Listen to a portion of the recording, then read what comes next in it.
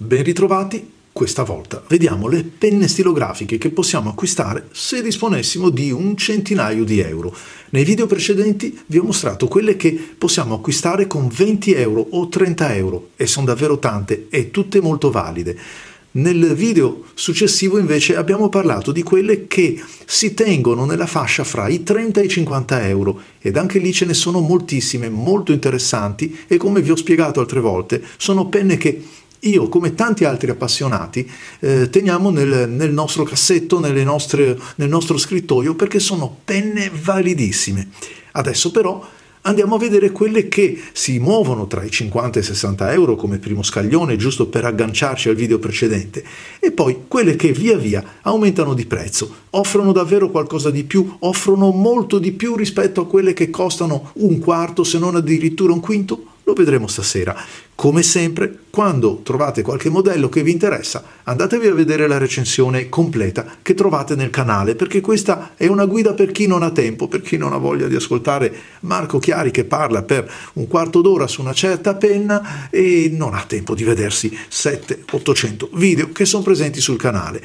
Cominciamo con questa, per esempio la Student. Vi ho presentato alcuni modelli Kaweco nei video precedenti, questa volta si alza un po' il prezzo e abbiamo una confezione anche un po' più curata con questo basso rilievo, una confezione anche più grande. Potrà sembrare una sciocchezza, però anche il fatto che sia più lunga ha un suo costo rispetto a quella più piccola.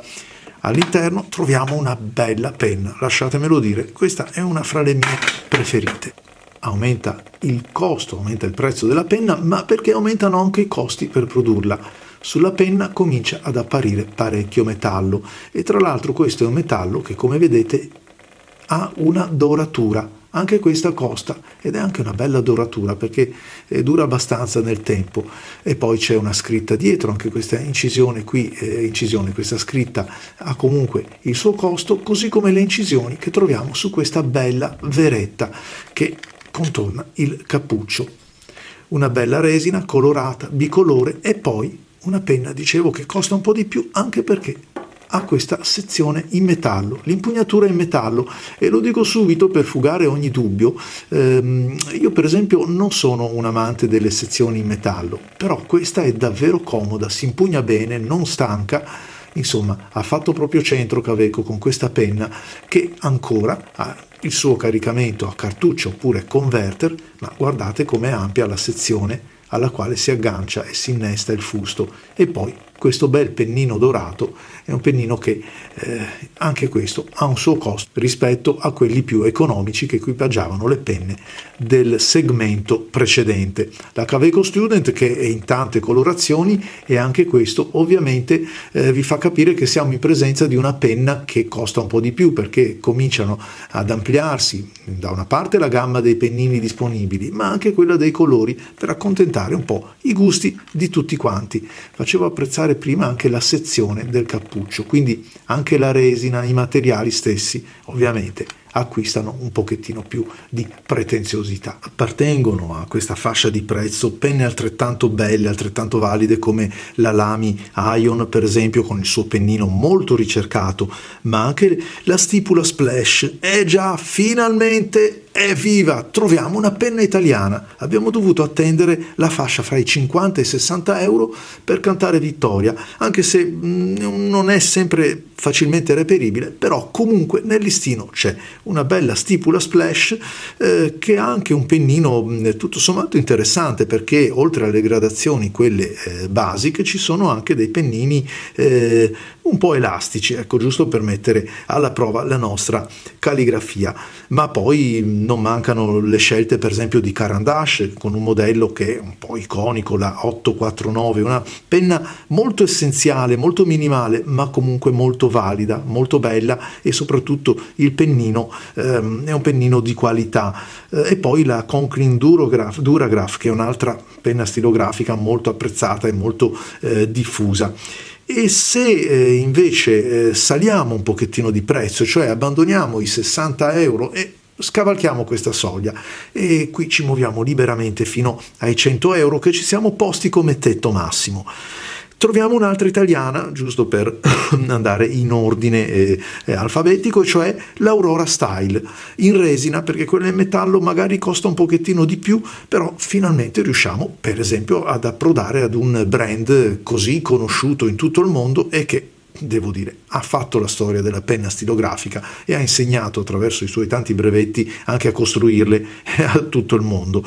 L'Aurora Style, che ovviamente ha un pennino in acciaio, perché entro questa fascia di prezzo non riusciamo ancora a prendere un pennino che sia d'oro, perché ha un suo costo, l'oro costa, e quindi dobbiamo mettere altri 50 euro, giusto per darvi un'idea, e spenderne 150, 140, 160 per portarla a casa. Abbiamo poi nella serie Lamy le bellissime Studio, la Scala, anche con delle edizioni limitate un po' particolari. E poi mi viene in mente per esempio la Faber-Castell Ambition, quella che si chiama invece Emotion, che sono due modelli che hanno senza dubbio una raffinatezza, una ricerca anche nello stile, nella loro forma. E già, perché in questo segmento c'è anche una cura che va oltre lo strumento mero di scrittura, ma si cerca di dare anche qualcosa che sia bello dal punto di vista visivo, utile da quello dinamico, ma anche piacevole al tatto. È un parametro che non sfugge a chi progetta queste penne stilografiche. Mi viene in mente che c'è persino la Parker 51, ovviamente quella nuova, quella moderna, fra le penne che vi ho nominato, ed è, sì, insomma, un po' considerata da molti una bella penna, sì, da altri che magari l'hanno provata una penna che ha perso la qualità della sua nonna o bisnonna, chiamiamola così. Insomma, un pochettino più di attenzione da parte di Parker forse servirebbe per esempio per il pennino ancora in acciaio, come vi dicevo, ma per questo modello, il 51, se proprio volete strafare, mettendo mano al portafoglio si intende, potrete trovare anche quella equipaggiata col pennino in oro. E poi c'è l'Opus 88, la Opus Coloro, la Twiss Bivac per esempio, e altre penne che ho portato qua, ma volevo parlarvi di una penna che mi ha colpito molto da che è stata recentemente introdotta da Sailor, ed è la linea Casual. La Sailor Casual è una 1911 a tutti gli effetti, potremmo paragonarla, vediamo se ce l'ho qua, più o meno ad una penna come questa, per intenderci, però dispone di pennini di varie gradazioni, anche un po' insolite o inconsuete, come il pennino musicale e il pennino zoom. Questo per me è una cosa molto importante, perché consente a molti appassionati di approcciare lo stile calligrafico che offrono questi pennini, però ancora con una cifra tutto sommato contenuta fra i 70 e 80 euro, forse 90 nel caso ci scegliamo un pennino così particolare. C'è sempre in questa fascia di prezzo per esempio la Twisby Diamond, la 580, la Mini, come in questo caso. Sono penne che effettivamente sono molto belle a vedersi, e anche con un caricamento di tipo a pistone, quindi sono delle demonstrator, hanno un'ampia scelta di pennini e sono veramente belle. Ci sono anche delle penne come queste che sono proposte in edizione limitata e costano insomma un pochettino di più, però non pensate che costino tanto di più, e insomma quasi quasi fanno gola se avanzano quei 10 euro o si possono anticipare risparmiando una pizza. Un'altra penna che mi è piaciuta parecchio, e anche qui come nel video precedente si può notare che ci sia un'attenzione anche all'astuccio, al cofanetto, perché sono penne che si prestano anche per essere regalate, e comunque ahimè purtroppo anche questo ricade poi nel costo finale del prodotto. E questa Conklin, la All American, la Pau Preto Wood Collection, già perché è interamente rivestita in legno, un legno tra l'altro anche prezioso, molto piacevole al tatto. La penna è una bella penna di sostanza. Chi ama questi sigaroni così abbastanza importanti, perché anche svitato la sezione resta quella di una penna importante, troverà pane per i suoi denti. Delle incisioni che impreziosiscono la penna, un pennino che certamente diventa più di qualità, ma quello che mi colpisce è la cura dei materiali la qualità di questi materiali. Veramente una penna che mi è piaciuta parecchio. E sempre rimanendo in casa Kaweco, un astuccio un pochettino più piccolo ci mostra che all'interno c'è la bellissima iguana blu, che appartiene alla collezione Kaweco Sport AL, già dove AL sta per l'appunto per alluminio, un alluminio caratterizzato sì da questo colore che a me piace moltissimo, da tante belle finiture dorate, a partire anche per esempio dall'incisione della scritta, ma soprattutto una qualità che si percepisce molto molto bene. Anche questa è una penna che ha il caricamento ancora a cartuccia oppure converter, ma di una qualità veramente percepibile al tatto. Effettivamente costa di più di quella in resina, ma la sostanza c'è tutta. In questa stessa fascia di prezzo potete trovare la Platinum Curidas, la penna a bottone proposta da Platinum, anche se è nata insomma con qualche difetto di gioventù, è persino stata ritirata dal mercato e insomma poi rimessa risolvendo questo problema, ma insomma non si è fatta poi, non si è creata una gran fama e si è fatta anzi un po' terra bruciata attorno.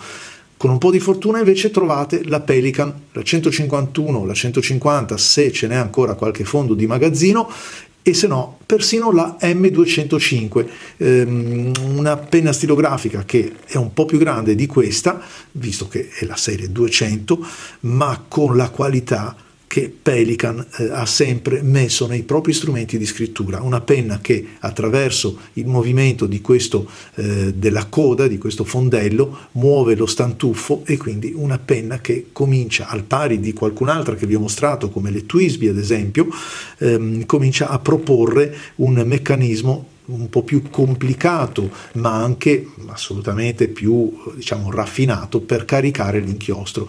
I pennini anche in questo caso sono intercambiabili molto facilmente perché si svitano, e quindi motivo in più per avere una penna che, se piace, me ne compro un'altra con un altro colore e un'altra gradazione, e poi posso anche smontarla, passarla una dalla parte e una dall'altra.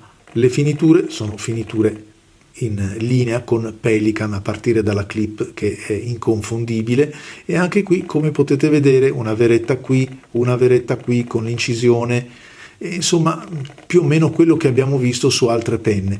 Qui abbiamo comunque dalla sua anche un pennino che accontenterà molti, soprattutto quelli che amano la scorrevolezza, amano scrivere senza fatica. Questa è una penna che di sicuro è in grado di far scrivere per ore. E poi, cari amici, tutte quelle che ho avuto nel corso della mia esperienza sono state, non so come dire, non si sono mai rotte, non hanno mai avuto un problema, non hanno mai ceccato una partenza, non sono mai rimaste a secco, se non proprio quando le ho maltrattate io o stava finendo l'inchiostro. Quindi sono veramente delle utilitarie, per non sminuire comunque il loro valore, delle utilitarie affidabilissime che veramente difficilmente troverete di meglio per quella fascia di prezzo. Bene, a questo punto non vi resta che la scelta. Se vi ha incuriosito qualche modello, andatelo a cercare nel video del canale, in modo che troverete la recensione approfondita, ma soprattutto provate, andate nei negozi, andate nelle occasioni di scambio, negli incontri, nei circoli stilografici, e provate le penne dell'amico o degli altri. È l'unico modo per capire dove investire al meglio, dove andare a mettere al meglio i propri soldi. Ok? Grazie, vi aspetto ai prossimi video e ciao a tutti!